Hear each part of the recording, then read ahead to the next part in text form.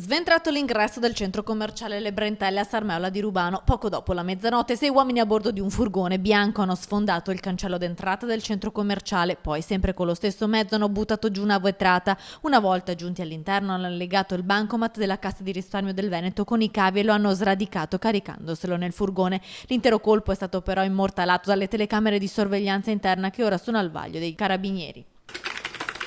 Sperona due auto durante un inseguimento, poi scappa a piedi attraverso i campi ma alla fine viene arrestato. È accaduto nella notte a Piazzola sul Brenta, all'incrocio tra via Trieste e la Valsugana in località Vaccarino.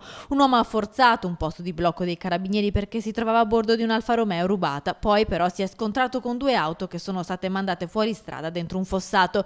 I carabinieri che lo inseguivano sono riusciti ad arrestarlo. In manetta è finito un 33enne nulla facente pregiudicato di origini veneziane ma residente a Brugine. Si è giocato ai videopoker i 600 euro che la ditta gli aveva consegnato per eseguire un lavoro, non sapendo come giustificare l'ammanco. Un 48enne di Cadoneghe ha raccontato di essere stato sequestrato. L'uomo ha gettato il cellulare e poi ha raccontato di essere stato rapinato e tenuto in balia dei banditi. La moglie, non vedendolo tornare a casa e non sentendolo, ha dato l'allarme chiamando i carabinieri, ma le telecamere hanno ripreso l'uomo mentre entrava in una sala slot.